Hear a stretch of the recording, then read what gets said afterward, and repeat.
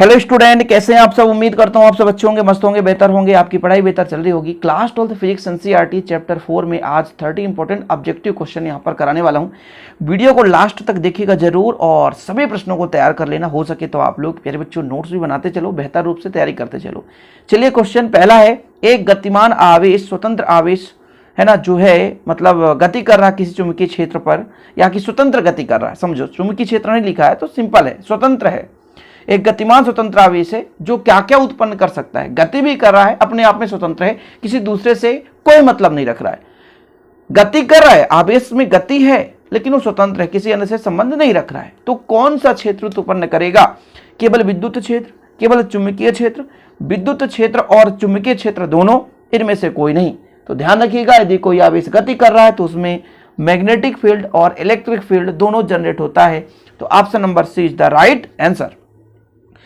अगला क्वेश्चन देखिए, चुंबकीय क्षेत्र में गतिमान कण का अपरिवर्तित रहता है। यदि चुंबकीय क्षेत्र में कण गतिमान है तो उसमें क्या अपरिवर्तित रहता है? वेग, गतिज ऊर्जा, चाल और गतिज ऊर्जा दोनों क्या अपरिवर्तित रहता है? तो भैया ऑप्शन नंबर जो डी है, ये option number D is the correct answer. चाल और गतिज ऊर्जा दोनों अपरिवर्तित रहती है। आगे देखो, लॉरेंज बल का परिकलन करने के लिए सूत्र बताओ बच्चे लोग। लॉरेंज बल का परिकलन करने के लिए देखो, लॉरेंज बल होता है F बराबर q v B sine theta, लेकिन डायरेक्ट यहाँ कुछ है ही नहीं है, F बराबर क्यू वी वी है नहीं। यदि क्वेश्चन ऐसे आ जाता है F बराबर क्यू वी वी, तो भाई एक ऐसा भी क्यू वी साइन थीटा, ये तो कुछ है नहीं, दूसरे फॉर्मेट में। और भाई साहब इसको तैयार करना जरूरी है, तो ध्यान रखना। इसका सही आंसर है, देखो 4 ऑप्शन है, आपको दिख रहा है। इसका राइट आंसर जानते कौन सा? ये option number A, Q into E plus V into B, ये सही आंसर है। चलिए अगले क्वेश्चन पर चलते हैं।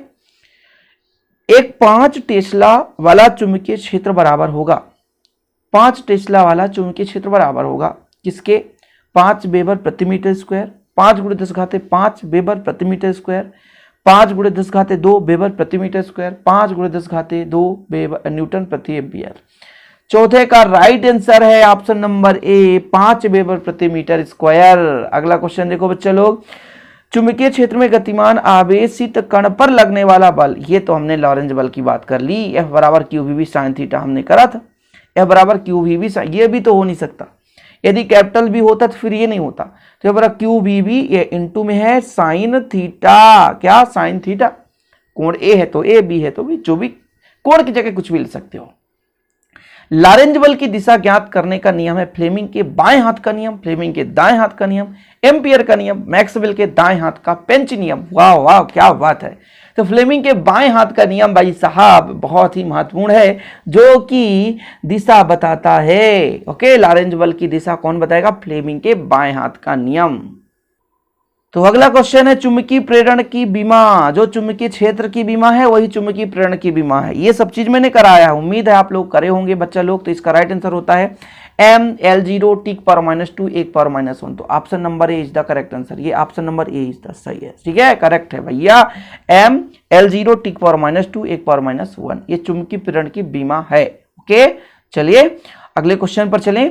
आर त्रिज्या और एन फेरों वृत्ताकार कुंडली में आई धारा प्रवाहित हो रही है, तो कुंडली के केंद्र पर चुंबकीय प्रेरण अनुक्रमानुपाती होगा। देखो, जितना ज्यादा धारा होगा, जितना ज्यादा धारा होगी बच्चा लोग, उतना ही आपके केंद्र पर चुंबकीय क्षेत्र, चुंबकीय प्रेरण, देखो क्या कह रहा है, धारा चुंबकीय केंद्र चुंबकीय प्रेरण अनुक्रमानुपाती, यानी चुंबकीय प्रेरण की जो मान है, जो वैल्यू है, जितना ज्यादा धारा प्रवाहित करोगे प्रेरण की क्रिया उतना ही अधिक होगी। लेकिन हाँ, त्रिज्या ज्यादा नहीं होना चाहिए, इसलिए त्रिज्या के व्युत्क्रम होगा। याद रहे तो 1/r और आई है मतलब धारा के समानुपाती, 1/r का मतलब हो गया व्युत्क्रम, 1/r का मतलब हो जाता है व्युत्क्रम। आगे देखो, समरूप चुंबकीय क्षेत्र में लंबाई का चालक चुंबकीय क्षेत्र के समांतर स्थित है। यानी दो हमारे पास एक क्षेत्र है चुंबकीय क्षेत्र और उसी के समांतर एक चालक तार रख दिया गया। तो ध्यान रखिएगा, जब भी प्यारे बच्चों चुंबकीय क्षेत्र के समांतर कोई चालक तार रखी हो और उसी के अनुदिश धारा बह रही हो, समझ रहे हैं, थोड़ा मैं समझा देता हूं आपको थोड़ा सा। चुंबकीय क्षेत्र इधर है, ऐसे ही चालक तार रख दिया गया, धारा आई, तो चुंबकीय क्षेत्र और इनके बीच जो थीटा है वो 0 डिग्री। तब F बराबर हम क्यू नहीं I L v sine 0 degree, और साइन 0 का मान 0 होता है तो f बराबर 0 हो जाता है। ध्यान रखना, तो जब भी कोई चालक तार किसी चुंबकीय क्षेत्र के समांतर है, उसमें धारा भी बह रही है, लेकिन उस पर बल कितना होगा, 0 होगा, तो फिर option number D is the correct answer हो जाएगा। अगला क्वेश्चन देखते हैं, दो समांतर तारों में परस्पर विपरीत दिशा में धारा बह रही है, यदि एक ही दिशा में बहे तो क्या होगा, और विपरीत दिशा में तो एक ही दिशा में बहे, बताओ, तो एक दूसरे को आकर्षित करते हैं, लेकिन विपरीत दिशा में बहे, यानी दो चालक तार हैं बच्चा लोग, कितने चालक तार, दो चालक तार, यहाँ पर मैं दो चालक तार की बात कर रहा हूँ, यदि एक में ऊपर की ओर धारा बह रहा है और एक में नीचे की ओर, तब एक दूसरे को प्रतिकर्षित करेंगे, एफ बल इधर लगेगा, एक बल इधर लगेगा, तो भाई साहब इसका राइट आंसर क्या हो जाएगा, एक दूसरे को प्रतिकर्षित करेंगे। दो समांतर तारों में परस्पर विपरीत दिशा में धारा बह रही है तो एक दूसरे को प्रतिकर्षित करेंगे। आगे देखो, एक समान चुंबकीय क्षेत्र उत्पन्न करता है, एक समान चुंबकीय क्षेत्र उत्पन्न होता है एक सीधे धारावाही चालक से धारावाही वृत्ताकार लूप से, ये लूप है ना, लूप नहीं, लूप के केंद्र पर धारावाही परिनालिका के अंदर, इनमें से कोई नहीं, तो एक समान चुंबकीय क्षेत्र धारावाही परिनालिका के अंदर उत्पन्न होता है। चलिए अगला क्वेश्चन देखो, यदि किसी कमानी में धारा प्रवाहित हो जाए तो कमानी संकुचित होगी, फैलेगी या कि दोलन गति करेगी, इनमें से कोई नहीं। क्वेश्चन नंबर 12 है, बताओ भाई साहब, तो यदि कमानी में धारा बहेगी तो संकुचित होने का कोशिश करेगा, तो option number A is the correct answer. अगले प्रश्न को देखो, एक आदर्श वोल्ट मीटर का प्रतिरोध कितना होता है, अति लघु, अति दीर्घ, शून्य, अनंत। एक आदर्श वोल्ट मीटर है भाई, वोल्ट मीटर श्रेष्ठ होता है कि अमीटर, बताओ जरा, ये आपको कमेंट बॉक्स में बताना है। एक आदर्श वोल्ट मीटर का प्रतिरोध कितना होता है बच्चा लोग, अनंत होता है। कितना, अनंत हो रहा, आदर्श की बात कर रहा है, वोल्ट मीटर सिंपल नहीं बोल रहा है, आदर्श की बात कर रहा है। आदर्श एमीटर का प्रतिरोध कितना होता है, अति लघु, अति दीर्घ या अति वृद्ध, शून्य, अनंत। तो आदर्श एमीटर है तब वहां पर जो आपका प्रतिरोध है वो शून्य होता है। क्या होता है, शून्य होता है। आगे देखा जाए तो क्वेश्चन नंबर 15 में है, एक गैल्वेनोमीटर को वोल्ट मीटर में परिवर्तित किया जाता है। एक गैल्वेनोमीटर को वोल्ट मीटर, यानी धारा मापी को हमको वोल्ट मीटर में परिवर्तित करना है भाई साहब, तो इसमें क्या जोड़ा जाए, सोच लो आप। समांतर क्रम में उच्च प्रतिरोध, श्रेणी क्रम में उच्च प्रतिरोध, श्रेणी क्रम में निम्न प्रतिरोध, समांतर क्रम में निम्न प्रतिरोध। हमने कराया है गैल्वेनोमीटर, धारा मापी को वोल्ट मीटर में बदल देते हैं, मीटर में भी बदल देते हैं। तो जब हमको वोल्ट मीटर में बदलना होता है तो इसमें उच्च प्रतिरोध का हम जोड़ेंगे, और वो भी किस क्रम में प्यारे बच्चों, तो वो भी श्रेणी क्रम में जोड़ते हैं। ठीक है, अमीटर बनाने के लिए समांतर क्रम में जोड़ा जाता है, लेकिन यहाँ पर हम बना रहे हैं वोल्ट मीटर, तो हमेशा इसके साथ उच्च प्रतिरोध का चालक तार जोड़ेंगे, जो कि श्रेणी क्रम में जोड़ेंगे। अगले क्वेश्चन पर चलते हैं बच्चा लोग, एक गैल्वेनोमीटर को एमीटर में परिवर्तित करना है। किसमें बदलना है, एमीटर में। अब देखो बदल गया ना भाषा, तो इसमें हम समांतर क्रम में जोड़ते हैं और प्रतिरोध निम्न होता है। जब भी हम गैल्वेनोमीटर को एमीटर में बदलते हैं तो समांतर क्रम में चालक तार जोड़ते हैं और प्रतिरोध बिल्कुल निम्न होता है, तो option number D is the correct answer हो जाएगा। अगले क्वेश्चन पर चलते हैं, चल कुंडली धारा मापी की सुग्राहिता बढ़ाई जा सकती है कब। चल कुंडली यानी कुंडली चलती है, चुंबक स्थिर रहता है, इसकी सुग्राहिता कब बढ़ाई जा सकती है, कुंडली में फेरों की संख्या घटाकर, चुंबकीय फ्लक्स बढ़ाकर, कुंडली का क्षेत्रफल बढ़ाकर, प्रति एकांक ऐंठन को बढ़ाकर। तो यदि भाई साहब चुंबकीय फ्लक्स में वृद्धि कर दी जाए तो यहां पर सुग्राहिता बढ़ जाती है, तो ऑप्शन नंबर इसका बी करेक्ट हो जाएगा। अगले क्वेश्चन पर चलें, गैल्वेनोमीटर में शंट का उपयोग किया जाता है। बताओ, गैल्वेनोमीटर में शंट का उपयोग किया जाता है उसकी सुग्राहिता बढ़ाने के लिए, उसका प्रतिरोध बढ़ाने के लिए, उच्च धारा से उसकी सुरक्षा के लिए, उसे वोल्ट मापी में बदलने के लिए। अरे भाई साहब, सुरक्षा के लिए करते हैं, ताकि गैल्वेनोमीटर में शंट का प्रयोग, ताकि गैल्वेनोमीटर क्षति होने से बच जाए। तो इसका सही कौन सा हो जाएगा, सी हो जाएगा। चलिए अगला क्वेश्चन देखो बच्चा, चल कुंडली धारामापी में कुंडली के मध्य नर्म लोहा की एक क्रोड रखते हैं ताकि उसकी सुग्राहिता बढ़ जाए, चुंबकीय क्षेत्र का मान प्रबल एवं त्रिज्यीय हो जाए, है ना, और चुंबकीय क्षेत्र समरूप हो जाए, कुंडली का प्रतिरोध शून्य हो जाए। बताओ, बड़ा खतरनाक है।